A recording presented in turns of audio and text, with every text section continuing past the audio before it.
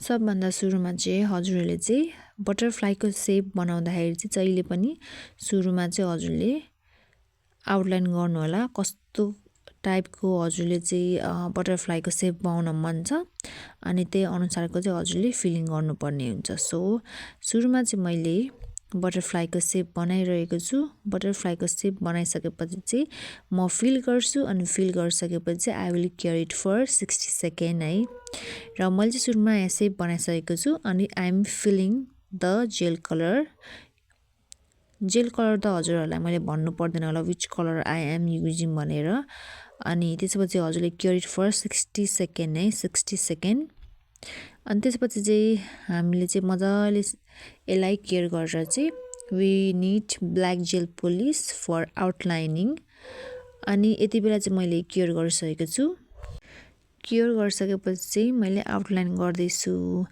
जुन हाम्रो बटरफ्लाईको विङ्स छ त्यसमा चाहिँ म आउटलाइन गर्दैछु। हजुरले चाहिँ जस्तै मैले जुन डिजाइन बनाएको छु त्यही डिजाइन बनाउँदा नै हुन्छ, अथवा हजुरले चाहिँ यो बाहेक म अर्कै डिजाइनको बटरफ्लाई नेल आर्ट गर्छु भन्दाखेरि पनि हुन्छ। तर हजुरले फलो गर्नुपर्ने स्टेपहरू चाहिँ यही हो। अब यो चाहिँ मैले वान साइडेड बटरफ्लाई बनाएँ डिजाइन। हजुरले चाहिँ अगाडि फर्केको बटरफ्लाईको डिजाइन पनि बनाउन सक्नुहुन्छ। एकदम इजी छ। जस्ट हजुरहरूले चाहिँ स्टेपहरू चाहिँ याद गर्नु होला। बेसिकदेखि चाहिँ हामीले कसरी स्टार्ट गर्ने भन्ने कुरामा चाहिँ हजुरले ध्यान दिनुपर्ने हुन्छ।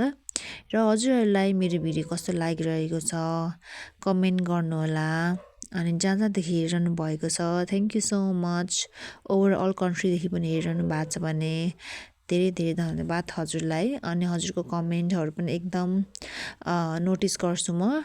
र if you guys like this video this design then comment down अनि लाइक गरिदिनु होला, सेयर गरिदिनु होला अनि सब्सक्राइब गरिदिनु होला।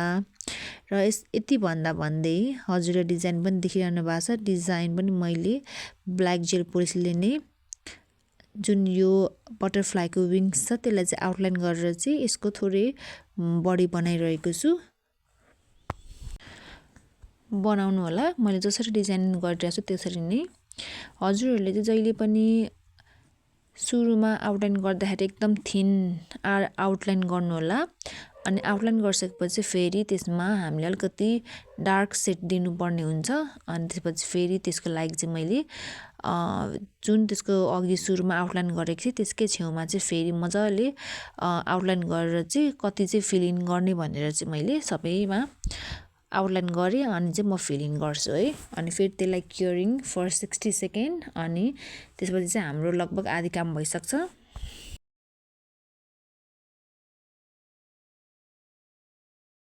हजुरले चाहिँ फिल इन गरिसकेपछि चाहिँ झट्ट क्योर नगरिहाल्नु होला। सुरुमा फिल इन गर्नु अनि गरिसकेपछि चाहिँ त्यसले नै हजुरले चाहिँ बाई सफ्ट तरिकाले चाहिँ माथिदेखि हल्का तानेर तल चाहिँ हजुरले यसरी लाइन ड्र गर्नुपर्ने हुन्छ। अनि गरिसकेपछि चाहिँ हजुरले केयर गर्नु होला for 30 second eigen.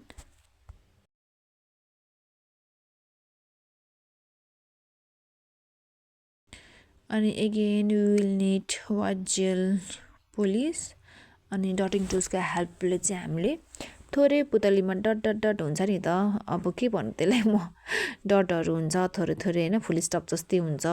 That's make beautiful बटरफ्लाईलाई चाहिँ है। अनि त्यसरी नै हजुरले चाहिँ by the help of dotting tools मैले जसरी भिडियोमा गरिरहेको छु त्यसरी नै गर्नु होला। अनि त्यसलाई पनि गरिसकेपछि चाहिँ क्योर इट फर 10 सेकेन्ड।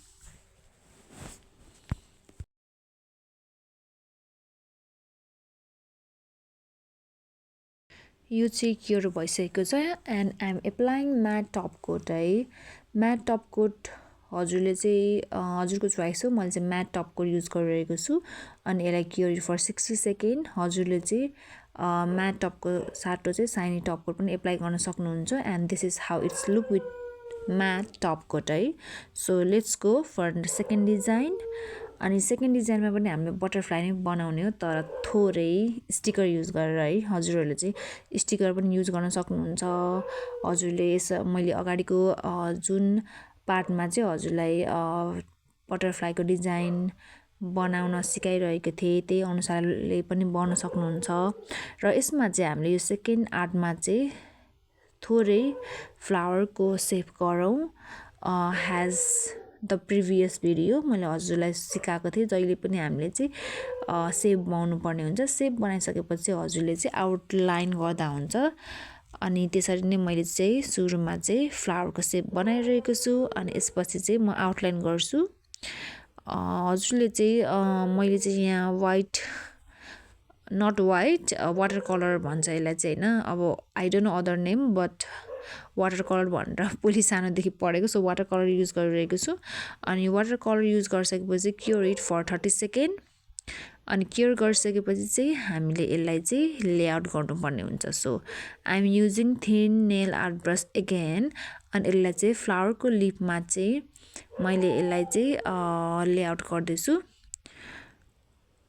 अनि मैले चाहिँ जति पनि नेल आर्टहरू मैले युज गरिरहेको छु नेल आर्ट ब्रसहरू सबै थिन नेल आर्टहरू नै हो थोरै साइजमा मात्रै डिफ्रेन्स हो हजुरहरूले जब प्र्याक्टिस गर्नुहुन्छ then you guys will notice thin nail art brush कति कति नम्बरको हुन्छ र कुन कुन युज गर्दा चाहिँ कति बेला युज गर्नुपर्ने र कुनले चाहिँ कस्तो इफेक्ट आउँछ भनेर चाहिँ हजुरले मजाले थाहा पाउनुहुन्छ सो यसरी चाहिँ मैले लेआउट गरेँ अनि क्योर गर्छु अब यसलाई चाहिँ